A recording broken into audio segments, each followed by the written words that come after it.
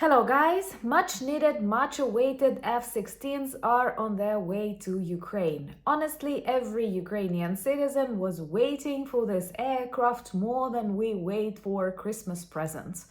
And now NATO leaders and most importantly leaders of the countries that created F-16 coalition say F-16s are traveling to Ukraine.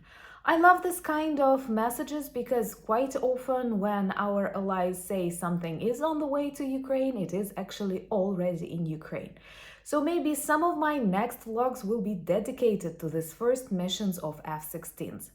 Thank you so much for this support, and hopefully after 2.5 years of Russian war in Ukraine, after so many months and years of waiting, training, preparing the infrastructure and maintenance systems, F-16s will help fight against evil Russian invaders, their air defense, their glide bombs, and all the evil that they send in hundreds daily to Ukraine.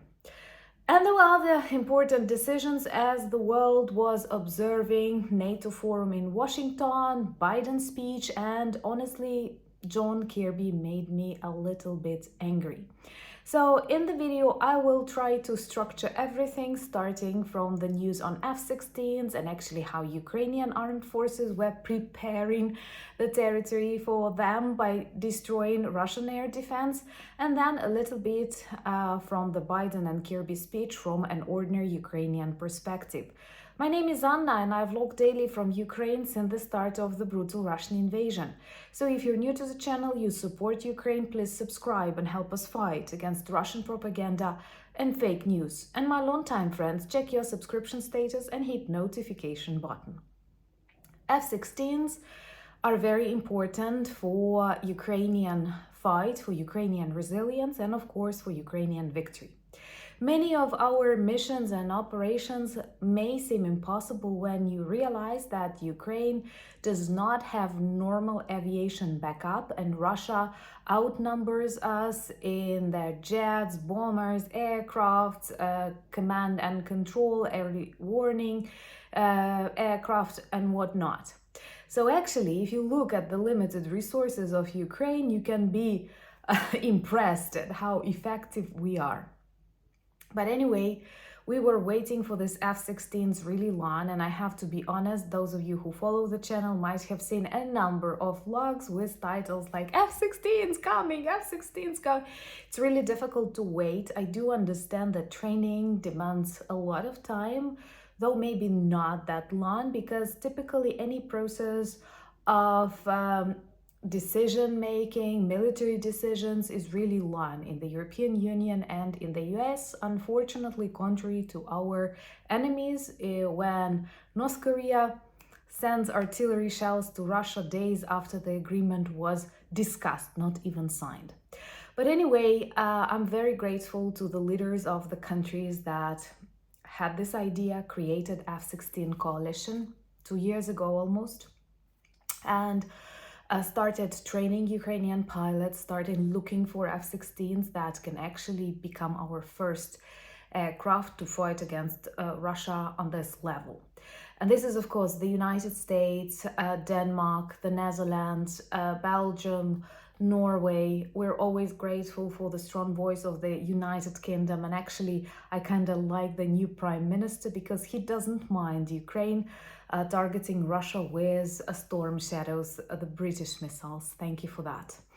So Ukrainian pilots travel to countries of F-16 coalition to learn. Of course, these were professional pilots who had thousands of hours of flying experience, and perhaps they've been in real air battles, something that actually lots of trainers did not experience in reality. We have to keep in mind that from one point of view, lots of NATO countries have fantastic skills, fantastic tools, fantastic software, but lots of Ukrainian pilots have fantastic, unbelievable experience that I don't wish any NATO pilots to get.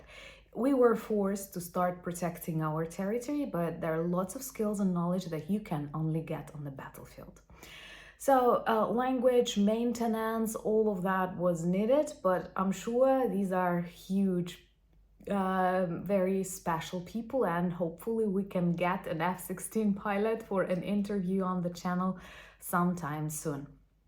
And remember to join our community if you're new to the channel, to demonstrate your solidarity and to watch the progress as F-16s erase evil Russian military targets around Ukraine. We were working hard to prepare the infrastructure. It's not that simple, we understand, and the maintenance is quite complicated, and that's why we were destroying that many Russian air defense systems close to Ukraine, close to the front lines in Crimea, and that is one of the reasons to prepare the skies, to prepare the air for F-16s. Of course, we will value them very much, and we need to demonstrate this success. It's important for the further support of our partners and most importantly for the security of Ukraine. I have watched a very nice video on the channel, our friendly channel, European Resilience Initiative Center. You may check it, about F-16s and what can they change for Ukraine, and that can be a lot. Perhaps at the beginning the pilots will adapt, the pilots will analyze Russian air defense infrastructure. They won't come that close to the front lines. They will try to neutralize this air defense, glide bombs, but then some more serious missions will come, and I'm sure sometime soon we will hear about the destruction of the Kerch Bridge, and we will celebrate that. And of course, everyone is asking, where will F-16s stay when not on mission? And actually their flying period is quite short, an hour or 2 hours, because of the fueling need. But I'm sure during this period they will be able to demonstrate a lot, because once again, this is extremely innovative technology for Ukraine and Russia. I know you have F-35 already and maybe something else, but for outdated Soviet crap, F-16s is a super modern technology. And of course, the motivation. The motivation is great after Russian attacks, after all these years. Believe me, every Ukrainian wants to see Russia defeated, and I hope sometime soon NATO leaders will share our dream, because this is the only way to return this planet back to normal. After so many international agreements and laws violated by Russia and its partners, we cannot return back to operating, to working and living as nothing happened, because once again, these authoritarian regimes have seen this weakness, have seen that things do not work properly.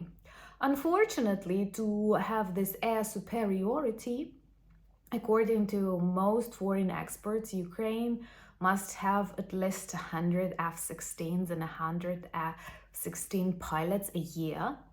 And I'm not sure we will get that, because I don't want to be like anxious, but we have to realize that like 5 Patriots or 10 F-16s will not dramatically change everything, because Russia has 100 times more of everything. And if you don't want this war to continue on the territory of NATO countries, I think you you need to invest in Ukraine. Invest in Ukraine. That's not charity. Trust me. Because the more I hear the answers of the global leaders on these challenges that Russia imposes and how it escalates Russia, the more I feel worried for some countries around Ukraine. I was watching attentively the idea that actually Poland expressed after Russian missile crossed its territory, crossed its border, and spent 39 seconds, that's a lot, in the Polish airspace. And they did not shoot the missile down. You know, we didn't like it in Ukraine, because actually it's like logical that when a missile of any foreign country crosses your border, you have all the rights to shoot it, to save your people and also to demonstrate that you protect your borders. But the explanations were funny, and it seemed like we did not stop the missile because we knew it was traveling to kill more Ukrainians, not Poles, so let's not do it. But anyway, more and more people in Poland felt the need and felt the danger, And they started saying about the possibility to shoot Russian missiles if they cross the border of Poland or any other NATO country. There are cases in Romania, for example. And I was frustrated with the answer, or outraged, you make me learn more synonyms, with the answer of John Kirby, who's a specialist in strategic communication, who said, no, we should not do it. When Russian missile crosses the Polish border, we should not shoot it because this may lead to an escalation. I have this one question I would like him to answer. What Russian missiles are doing in the space on the territory of the NATO country? What are they doing? Isn't that an escalation? When a Russian missile intentionally or unintentionally crosses the border of a NATO country. Another question, shooting down this missile, why this can be treated as an attack on Russia, according to Kirby? Where is that attack on Russia if Russian missile is shot down on the territory of Poland and this debris will fall down on the Polish soil or Ukrainian soil? Oh my God, this is crazy, and this is a super weak answer. Believe me, Russia is clapping hands. This is insane, and this will make them continue crossing the border of NATO countries with missiles. Don't you think Russians understand they break the laws, they break the borders, they demonstrate disrespect, they test NATO, and they see that NATO is afraid. No, not of escalation. NATO is afraid to protect its borders, unfortunately.